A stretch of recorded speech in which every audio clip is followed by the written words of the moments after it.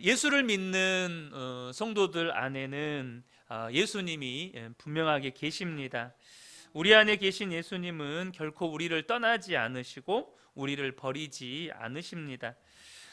이것이 예수를 믿는 우리에게 가장 놀라운 복이고, 또 그것 자체로 예수님이 내 안에 나와 함께 계신다는 것 자체로 우리의 삶에 힘과 위로가 되죠. 여러분, 예수님이 내 안에 계시다는 것이 분명하게 믿어지십니까? 사실 그게 믿어진다는 것은 굉장히 감사한 일이죠. 그러나 우리에게는 아직도 필요한 것이 있습니다. 그것은 뭐냐면, 예수님이 내 안에 계신 것은 분명하고 내가 그것이 믿어진다면 우리가 예수님 안에 거하는 것입니다. 그러니까 예수님이 내 안에 계신다는 이 약속과 또 우리의 삶에 실제 일어난 이 놀라운 은혜는 변하지 않습니다. 이제 우리에게 필요한 게 있는 거예요. 내가 예수님 안에 거하는 것입니다. 요한복음 15장 4절에 내 안에 거하라, 나도 너희 안에 거하리라. 가지가 포도나무에 붙어 있지 아니하면 스스로 열매를 맺을 수 없음 같이 너희도 내 안에 있지 아니하면 그러하리라. 우리가 예수님이 내 안에 계시는 것은 불변한 사실입니다. 그런데 우리가 예수님 안에 거해야 예수님이 내 안에 계시다는 것이 복이 되고 유익이 되고 능력이 되는 것입니다.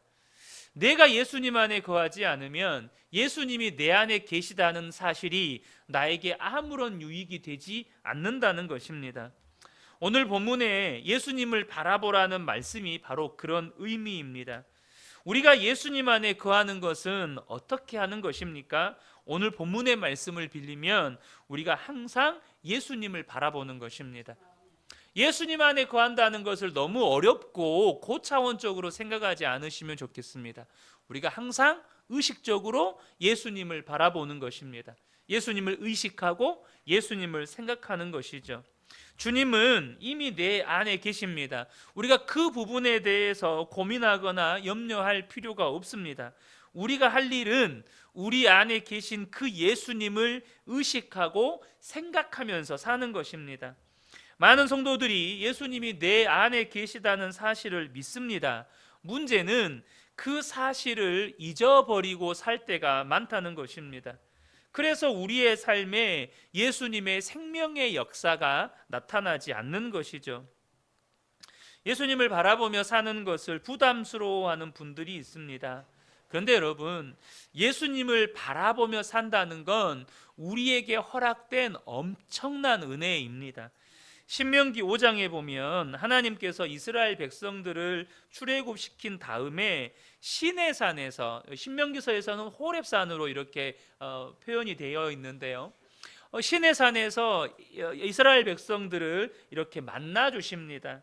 영광 중에 임재하셔서 이스라엘의 장로들과 수령들을 그 산 밑으로 초청을 하시죠. 그런데 그들이 두려워 떨면서 모세에게 하는 말이 뭐냐 하면, 자신들은 하나님 앞에 나가지 않고 모세가 대신 나가달라는 거예요. 그래서 하나님 말씀을 우리 대신 듣고 그것을 우리에게 전달해 달라는 것입니다. 하나님은 이스라엘 백성들을 만나 주시려고 하시는데 이스라엘 백성들은 그게 부담스럽다는 거예요. 그 말을 하나님이 들으시고 이스라엘 장로들과 수령들을 다 돌아가게 하셨습니다. 그리고는 모세에게 하시는 말씀이 이것입니다. 신명기 5장 30절 31절을 보면, 가서 그들에게 각기 장막으로 돌아가라 이르고 너는 여기 내 곁에 서 있으라. 여러분, 이 말씀에는 하나님이 얼마나 우리를 만나고 싶어 하시고 동행하고 싶어 하시는지가 잘 나타나 있습니다. 하나님은 이스라엘 백성들을 친밀히 만나고 싶어 하시고 또 이스라엘 백성들과 친밀히 동행하고 싶으셨습니다. 그런데 이스라엘 백성들이 그게 싫다는 것입니다. 그래, 그러면 그들을 가라고 해라. 그런데 모세, 너는 나랑 함께 있어 다오, 이렇게 말씀하시는 거예요. 저는 이 말씀 속에서 주님의 슬픔을 느낍니다. 이 말씀 속에서 주님의 안타까움을 느낍니다. 여러분, 이것이 지금 저와 여러분을 향한 주님의 마음입니다. 주님이 그래서 우리 마음 안에 오신 것입니다. 우리와 함께 있고 싶고 우리와 동행하고 싶으셔서 우리 마음 안에 오신 것입니다. 그런데 실제로 우리는 주님을 생각하지도 않고 살아갈 때가 많다는 거예요.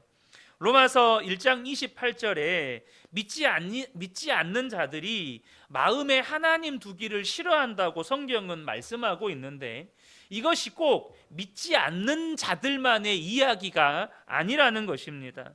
예수님이 내 안에 계시다는 것을 믿는다고 하면서도 주님을 내 마음에 모시고 사는 것이 실제로 준비가 안 된 분들이 많습니다. 주님이 나와 함께 계시는 것이 분명하다면 도무지 할 수 없는 말이나 행동을 막 하는 거예요.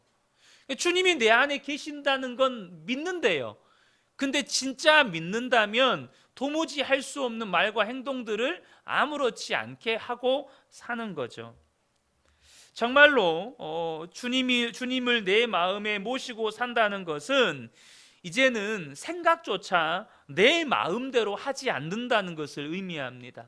생각도 내 마음대로 안 한다는 거예요. 때로는 여러분, 우리가요, 생각이 꼬리에 꼬리를 물면서 부정적인 생각 혹은 한없이 이렇게 낙심하는 생각 막 그럴 때 있잖아요. 우리는 막 그렇게 막 생각조차도 막 그렇게 될 때가 있어요. 근데 예수님이 내 마음의 주님이시라면, 예수님이 내 마음도 내 생각도 다스리고 계신다면 그 생각도 주님께 복종하는 거예요. 사랑하는 성도 여러분, 여러분은 여러분의 생각조차 주님께 복종하며 살기를 원하십니까? 원하지 않는다면 아직 예수님을 마음에 모시고 사는 것이 부담스러운 겁니다. 예수님을 영접했고 예수님이 우리 안에 오셨지만 아직까지 마음의 준비가 안 된 분들이 많아요. 그래서 우리가 지난번에도 나누었었죠. 라오디게아 교회 성도들에게 예수님께서 내가 문 밖에 서서 두드리노니 이렇게 말씀하시는 이유가 뭡니까? 라오디게아 교회 성도들이 예수님을 믿는데요. 근데 예수님을 마음의 주님으로 왕으로 영접하고 살지는 않는 거예요. 그러니까 주님은 계속해서 문을 두드리고 계셔야만 하는 그런 안타까움 가운데 계시는 거죠.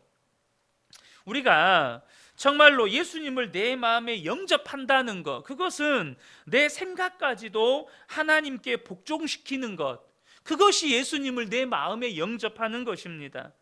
그런데 이 부분에 대해서 너무나도 많은 성도들이 헷갈려 해요.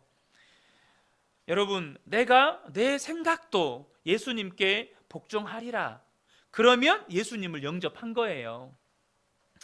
그 사람 용서해라, 그 사람 사랑해라 하시면 아멘 하는 것입니다. 기도해라, 감사해라, 기뻐해라 하시면 내 마음과 생각을 주님께 온전히 복종시키는 거예요. 마귀가 생각으로 나를 유혹하고 미혹할 때 즉시 예수의 이름으로 대적하는 것입니다. 내 생각이나 육신의 감정이 나를 막 사로잡아요. 부정적인 감정이 막 나를 사로잡아요. 그러면 주님 앞에, 주님, 나는 죽었습니다. 오직 내 안에는 예수님만 사십니다. 믿음으로 선포하는 거예요. 그러면 내 안에 주님의 생각이 명확해지기 시작합니다. 이것이 예수님을 진짜 영접한 사람이에요. 그런데 많은 성도들이 아직도 이 부분에서 명확하지가 않습니다. 다시 말하면 예수님을 마음에 모시고 사는 것이 부담스러운 거예요. 세상 사람만 정말로 예수님을 마음에 모시고 사는 것을 싫어하는 게 아니라는 겁니다. 예수 믿는다고 하는 성도들조차도 실제로는 예수님을 마음에 모시고 사는 게 부담스러운 거예요. 이스라엘 장로들과 수령들이 하나님 뵙기를 두려워하고 싫어했을 때 모세가 그들에게 이렇게 말합니다. 출애굽기 20장 20절에 모세가 백성에게 이르되 두려워하지 말라. 하나님이 임하심은 너희를 시험하고 너희로 경외하여 범죄하지 않게 하려 하심이니라. 우리가 이 말씀을 좀 잘 볼 필요가 있습니다. 하나님의 영광을 저 시내산 멀리에서 그 시내산에 임한 하나님의 영광을 본 이스라엘 백성들 안에 두려운 마음이 생겼어요. 이것을 로마서 8장의 말씀을 빌리면 무서워하는 종의 영을 가진 거예요. 하나님이 무서운 거예요. 종의 영을 가진 사람들은 하나님을 무서워해요. 그런데 여러분, 야고보서에 보면 누구도 믿고 두려워 떤다고 돼 있죠. 귀신도 하나님을 무서워하고 두려워할 줄 알아요. 그러니까 무서워하는 종의 영이란 말은 쉽게 말하면 귀신의 영이라는 거예요. 마귀의 영이라는 겁니다. 마귀도 하나님 무서워한다니까요. 그러니까 무서워하는 종의 영을 가진 사람들은 하나님께 가까이 가는 것이 무섭고 두려운 거예요. 그런데 하나님은 우리의 아버지이십니다. 모세는 이것을 경험했어요. 그러니까 모세가 이스라엘 백성들에게 뭐라고 말해요? 하나님은 무섭고 두려운 하나님이 아니고 우리의 아버지가 되시는 하나님이다. 그러니까 너희들이 무서워하고 두려워하지 말아라 라고 말하는 거예요. 여러분, 사람에게 있어서 우리 인간들이 하나님을 무서워하는 이유는 하나입니다. 뭐 때문일까요? 그것은 하나님과 우리 사이를 갈라놓는 죄 때문입니다. 그러니까 죄의 문제가 해결되지 않는 사람은 하나님이 두려운 겁니다. 하나님이 무서운 거예요.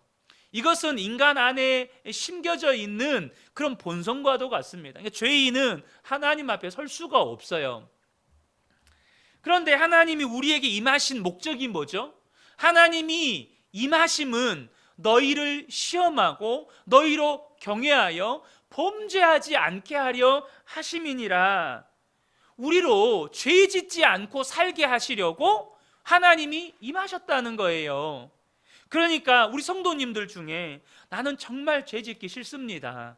나는 정말 죄 안 짓고 살고 싶습니다 라는 마음의 소원을 가지고 있는 분들에게는 예수님을 마음에 모시고 사는 것이 아무런 문제가 되지 않아요. 예수님이 우리 안에 오신 목적이 뭐예요? 바로 주님을 모시고 살면 죄의 문제가 해결이 되니까. 주님이 내 마음에 임하시면 정말로 우리가 죄 안 짓고 살 수 있게 되니까. 그러니까 내 마음 가운데 주님, 정말 저 죄 안 짓고 살고 싶습니다.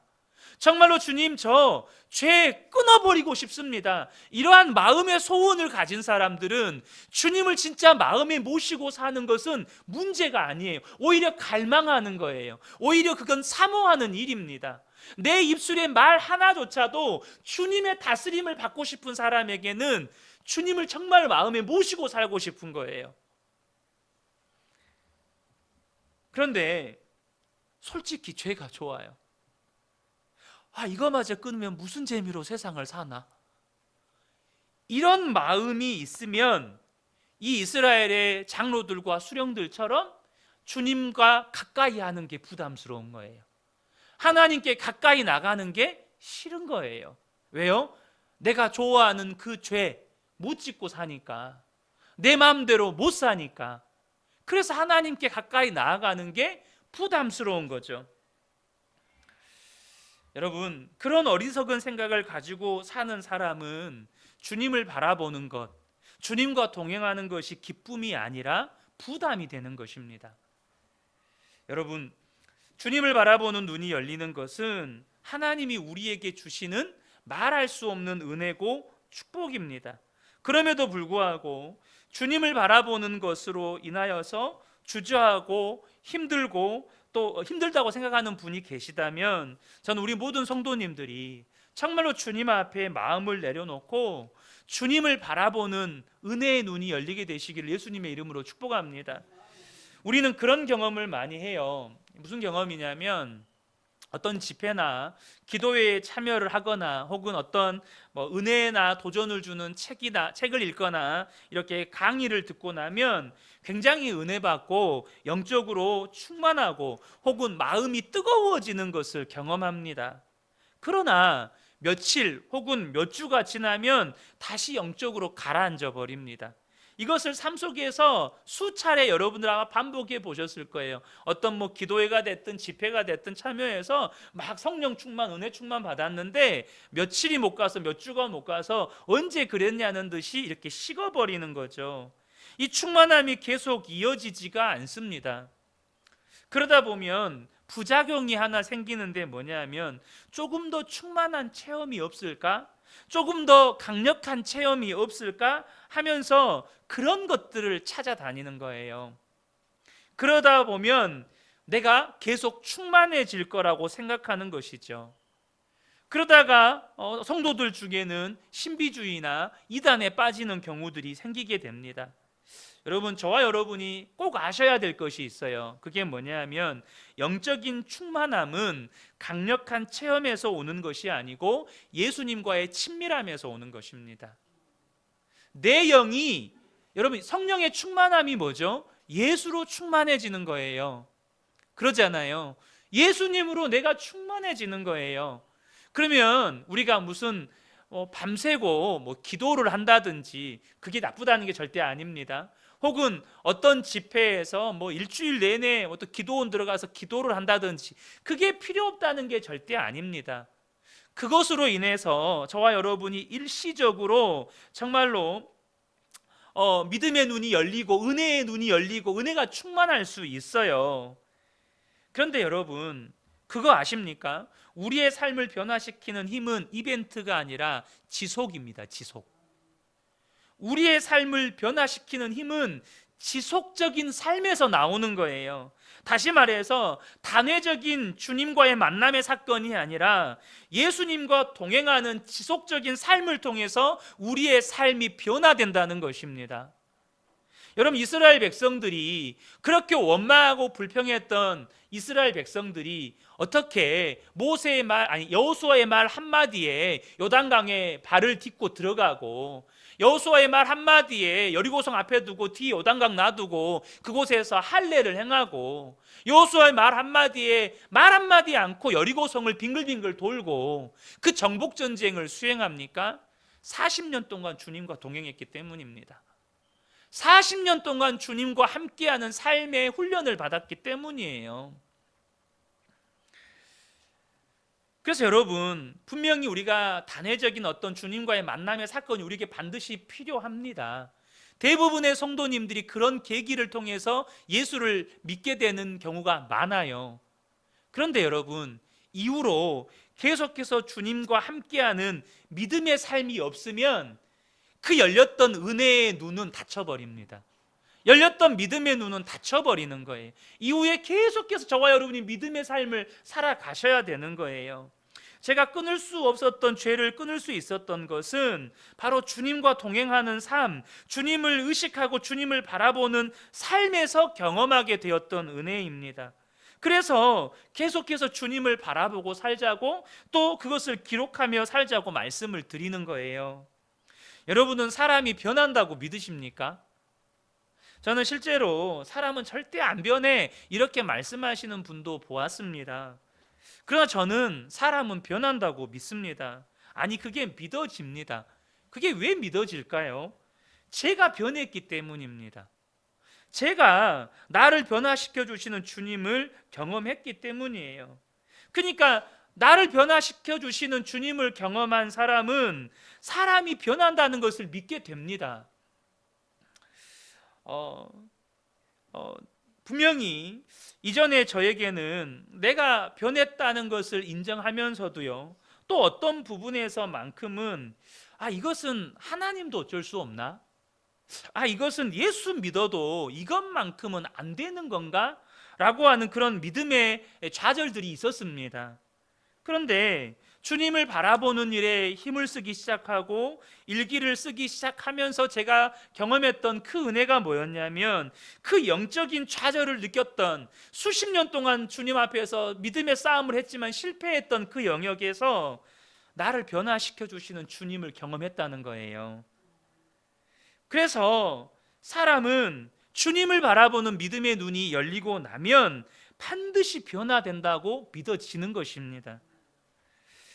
여러분, 예수님을 바라보는 믿음의 눈이 열리는 것은 한순간의 체험으로 오는 것이 아닙니다. 앞서도 말씀드렸던 것처럼 어떤 강력한 체험으로 그 순간 은혜의 눈이 뜨일 수는 있어요. 그러나 강력한 체험이 계속되는 것도 아니고, 체험 이후에 믿음의 삶을 살지 않으면 주님을 바라보았던 그 믿음의 눈도 다시 어두워져 버립니다. 무엇보다 교회에서 예배드리고 은혜 받으면 주님이 나와 함께 계신 것 같은데, 막상 삶의 현장으로 돌아가면 주님이 나와 함께 안 계신 것 같아요. 그러면 여러분, 어떻게 해야 됩니까? 하나님이 함께 계신 걸 경험하려면 날마다 교회에서 기도해야 하고 집회 열어야 됩니까? 신앙생활은 그렇게 하는 게 아니에요. 그것은 정상적인 신앙생활이 아닙니다. 주님이 나와 함께 계시는 것이 믿어진다면 교회에서뿐만이 아니고, 예배 때만이 아니고, 집에서도 직장에서도 길을 갈 때에도, 운전할 때에도, 무슨 일을 할 때에도, 어느 때에든지 믿어져야죠. 여러분, 그게 맞잖아요. 주님이 나와 함께 계시는 것이 분명하다면 내가 어떤 처지와 형편에 있어도 주님이 나와 함께 계시는 것이 믿어져야죠. 여러분, 이 믿음이 언제 생기는 것입니까? 기적을 보고 생기는 것이 절대 아닙니다. 나를 부르신 그 삶의 현장에서 계속해서 주님을 의식하고 주님을 바라보는 동안에 내 안에서 주님이 함께 계시는 것이 너무나도 분명하게 믿어지는 역사가 일어나는 것입니다. 여러분, 도무지 죄를 이기지 못하는 분, 여러분, 그것을 해결할 수 있는 유일한 방법이 나와 함께 계시는 예수님이 분명하게 믿어지는 순간에 죄의 문제가 끝이 납니다. 주님이 나와 함께 계시는 것이 분명하게 믿어지면 부부싸움도 끝이 나요. 부모와 자녀의 갈등도 끝이 납니다. 허드슨 테일러 선교사님이 은혜 받고 첫 번째 드렸던 기도가 뭐였냐면, 하나님, 저 죄 짓지 않게 해주시면 제 자신을 하나님께 드리겠습니다. 이 기도였습니다. 저를 죄 짓지 않게 해주시면 제 자신을 하나님께 드리겠습니다. 그리고 본인이 그 역사를 경험합니다. 다들 아시는 것처럼 중국 선교사로 파송을 받게 됩니다. 여러분, 죄를 이긴다는 것은 엄청난 사건입니다. 인류 역사 속에서 인간은 죄의 문제를 해결하지 못했습니다. 수많은 종교를 동원했고, 수많은 철학을 동원했고, 수많은 사상을 동원했지만 인간은 죄의 문제를 해결하지 못했습니다. 인간이 더하면 더할수록 죄는 더 많아졌습니다. 노아의 홍수 심판이 일어났던 이유도 인간이 늘어나니까 죄가 세상에 가득했기 때문에 심판받은 것입니다. 여러분, 인간은 죄의 문제를 해결하지 못해요. 그런데 예수님은 죄의 문제를 해결하셨습니다. 우리를 모든 죄에서 구원하셨을 뿐만 아니라 우리에게 주시는 은혜가 뭡니까? 사도 요한이 이야기하잖아요. 하나님께로 난 자마다 죄를 짓지 아니하는 줄을 우리가 다 아느니라. 하나님께서 지키심에 악한 자가 손도 대지 못한다고 말씀하십니다. 그래서 저와 여러분이 정말로 예수님을 바라보는 믿음의 눈이 뜨이게 될 때, 여러분, 모든 문제가 끝이 나기 시작하는 것입니다. 모든 시험도 이기게 되고, 걱정도, 근심도, 두려움도 그때부터 문제가 끝나는 것입니다. 아기는 여러 가지 이유로 웁니다. 배가 고파서 울고, 아파서 울고, 잠이 와서 울고, 무서워서 울고. 그런데요, 어떤 이유로 울든지 간에 엄마가 오면 아기의 문제가 끝이 납니다. 여러분, 그러지 않습니까? 저와 여러분이 삶의 다양한 문제가 고통스러워서 하나님께 기도할 때, 여러분, 응답이 뭡니까? 그 문제가 해결되는 것입니까? 그게 아닙니다. 주님이 임하시는 것입니다. 주님의 임재가 내 삶의 실제가 되는 것입니다.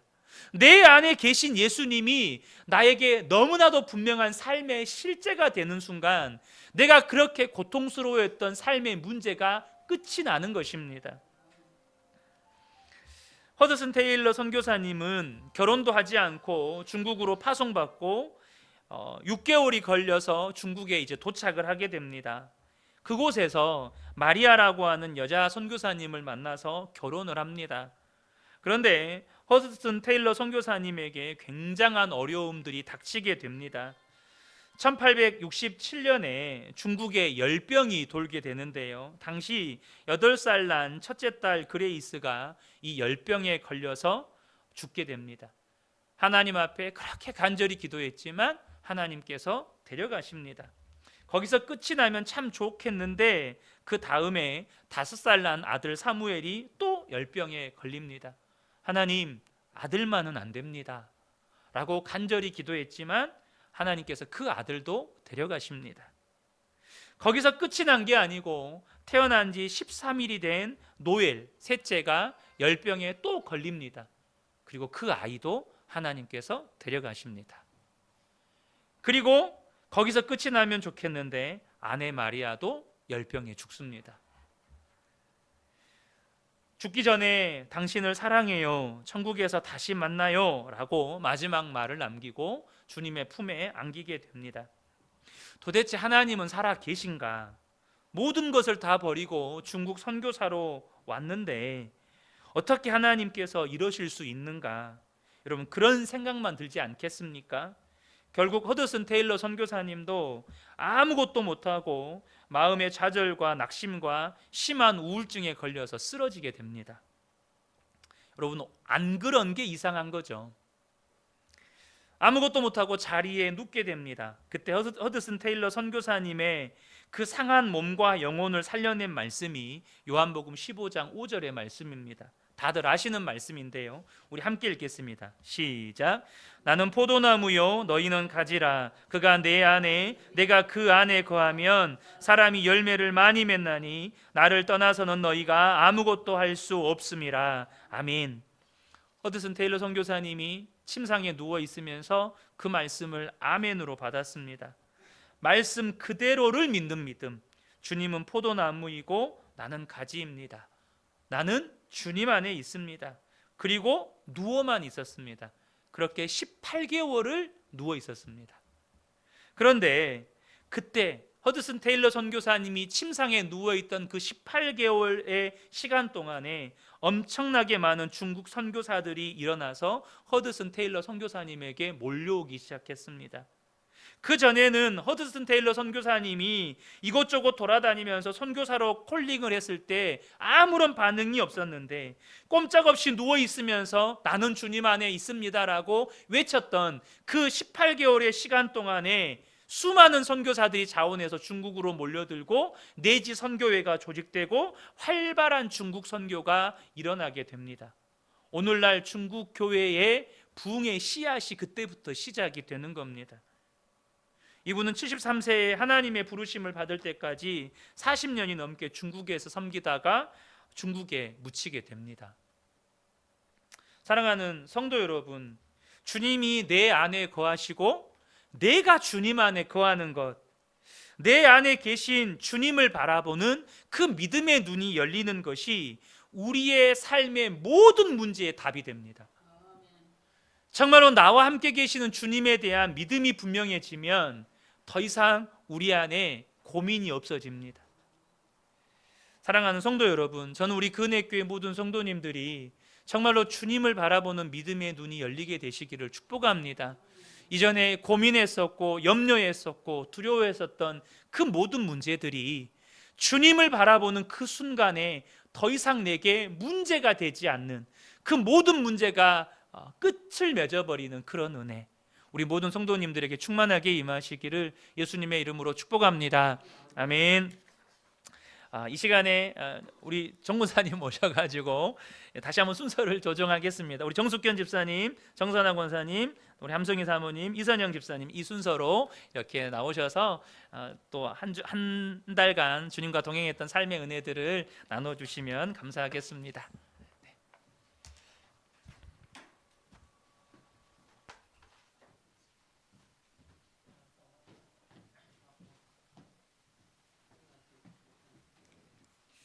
감사합니다. 5월 7일 화요일 중보기도회. 하나님 감사합니다. 사랑합니다. 오늘 하루도 주님의 은총 안에서 행복하게 보낼 수 있어서 감사합니다. 새벽 예배를 마치고 찬양하며 집으로 걸어갑니다. 이슬비 내리는 아침입니다. 계속해서 비는 내리고 내일까지 비 소식입니다. 집으로 돌아와 말씀을 올리고 말씀을 읽습니다. 아침밥을 먹고 커피 한 잔으로 하루를 시작합니다. 9시에 집에서 나옵니다. 오전에 할 일들을 마무리하였습니다. 11시가 넘어서 잠깐의 쉼으로 점심을 먹었습니다. 오늘은 중보 기도회가 있는 날입니다. 12시 30분에 교회로 갑니다. 중보 기도 준비를 합니다. 오늘 중보 기도회는 우리나라 가정들을 위해 기도하였습니다. 선교지와 이주민들, 전쟁과 재난, 홍수, 지진으로 고통당하는 모든 분들을 위해 기도하였습니다. 그은혜교회 미래세대들 목사님, 15일 야유의 날씨와 운영위원회 모든 준비, 성도님들을 지켜주시고 모두가 하나가 되는 즐거운 야유가 되도록 주님과 함께하여 주십시오 라고 기도하였습니다. 하나님의 은혜로 중보 기도를 기쁨으로 마칠 수 있어서 감사합니다. 2시가 넘어서 일자리 전화 신방으로 어르신들의 일과 나눌 수 있는 있어서 감사합니다. 시작한 지 엊그제 같은데 벌써 3개월이 지나갔습니다. 가볍게 얘기했던 일들이 긴장이 되고 모든 게 쉬운 일은 없는 것 같습니다. 이제는 편안한 마음으로 다가갈 수 있어서 감사합니다. 미루고 미루었던 큰 숙제를 시작하게 하였습니다. 어릴 때부터 지금까지 치과에 가는 저에게는 공포였습니다. 참는 것이 일상이 되었습니다. 버티다 결국 가야 해결되는 것을 이제 와서 후회한들 아무 소용이 없는 것을 알면서도 남은 치아라도 잘 관리하겠습니다. 내일 치과에 갑니다. 도저히 장로님께 어떻게 할까 많이 망설였지만 장로님으로 생각하지 않고 의사 선생님으로 마음을 바꾸게 하시니 모든 것이 편안하여졌습니다. 감사합니다. 치과에 갈 때는 윤 박사님께 갑니다. 윤 박사님 내일 부탁합니다. 하나님께 다 맡깁니다. 아멘. 하나 더 할게요.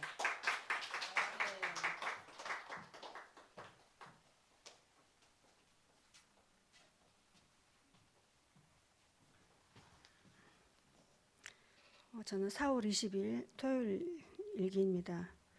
어제 금요 기도회 후 시골집으로 와서 눈을 뜨니 빗소리가 세차게 들립니다. 남편은 어제 택배로 온 고추 모종을 심어야 하고 나는 오전에 장 가르기를 해서 된장을 만들어 담고 오후에는 잡초도 뽑고 내일 교회 식사 준비를 하려고 했는데 비 때문에 계획이 틀어져 버렸습니다. 남편 출근 후에 비를 맞으며 잡초를 뽑고 머위되어 엄나무 순도 꺾어 장아찌를 만들 준비를 하고 방풍나물도 뜯어서 삶고 또 그리고 남편을 도와주다가 다시 저녁과 내일 점심 준비. 계속 일을 하니 몸이 굳어 허리가 잘 펴지지 않습니다. 다른 사람들 쉬는 주말은 나에게는 더 바쁜 시간들입니다. 그런데 오늘은 일을 하며 어제 기도의 말씀, 염려에서 해방되는 믿음을 계속 묵상하며 주님과 함께할 수 있어 감사합니다. 핸드폰에 저장해 놓기를 한 것 같은데 말씀이 날아가서 아침 일찍 다시 유튜브로 말씀을 반복해서 들으며 메모를 하고 두 딸들에게 카톡으로 그 내용을 보냈습니다. 티테디오스, 결코 염려하지 않는 사람, 염려에서 해방된 사람들, 염려가 많은 성격이고 앞날을 항상 대비하고 준비하는 것이 마음이 편하지만 하나님보다 내가 앞서길 잘해 긴장하고 평안이 없을 때가 많았습니다. 이제 주님께 무거운 짐을 맡기고 염려하지 않고 살아가야겠습니다. 염려를 묶는 믿음을 구합니다. 바쁜 주말 비요일이지만 하루가 무사히 잘 지나가서 감사합니다.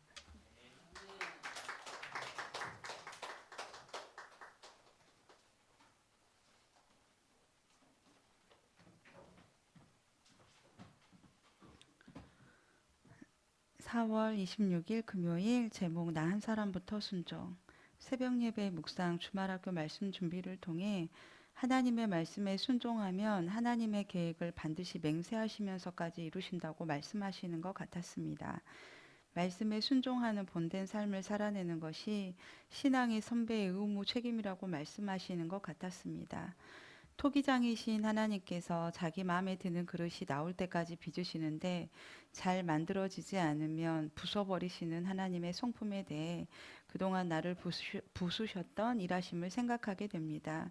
샅샅이 내 생각까지도 다 아시고 보시는 하나님 손에 다 있으니 말씀에 순종하는 방법밖에 없음을 마음 깊이 새겨지길 원했습니다. 사단의 방법, 내 방법과 내 뜻대로 세상 가치로 해석하여 하나님의 방식으로 못 이겨내도록 방해하는 데 속지 않기를 구합니다. 반드시 맹세하신 대로 그분의 뜻과 계획을 이루시는 대로 그저 순종하게 따라가길, 내 안에 악한 자아의 뿌리가 뽑힐 때까지 끝까지 내가 잘 죽는 그 길을 잘 감당하길 구합니다. 또한 동역자와 나누며 주 안의 모든 수고가 헛되지 않다는 나눔에도 위로가 됩니다. 잠시 산책을 하며 중간중간 청년 다니엘 기도에 불렀던 찬양이 자꾸 떠오릅니다. 나는 거무나 주님의 사랑은 이런 나를 어여쁘다라고 하는 마음을 새겨봅니다.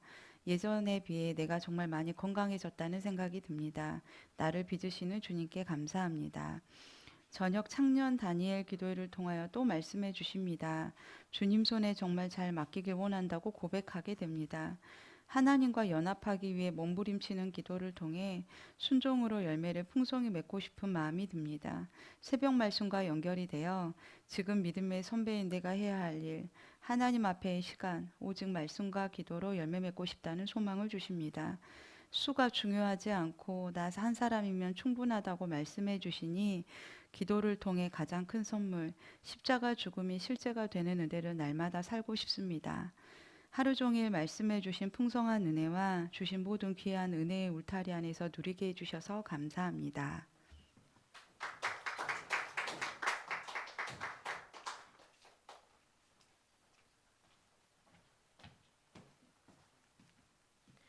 (5월 5일) 일요일. 음식 당번이 아닌 주일은 여유롭습니다. 애령이는 아침 아동부 모임에 늦는다고 짜증을 냅니다. 이유가 젤리였지만 그래도 모임에 가지 않는다는 것보다는 감사합니다. 어제 예찬이가 친구와 함께 교회를 다니기 시작했다는 반가운 소식을 전해줍니다. 찾아보니 건강한 교회인 것 같아서 감사했습니다. 이제 성인이 되었고 무엇보다도 떨어져 있기에 속으로 걱정이 되었고 기도를 계속하고 있었는데 본인의 갈급함과 본인의 의지를 들여 교회를 찾아서 정말 감사했습니다. 주님이 내게 걱정하지 마라, 내 아들이니 내가 이끌어 갈 것이다 라고 말씀하시는 것 같았습니다.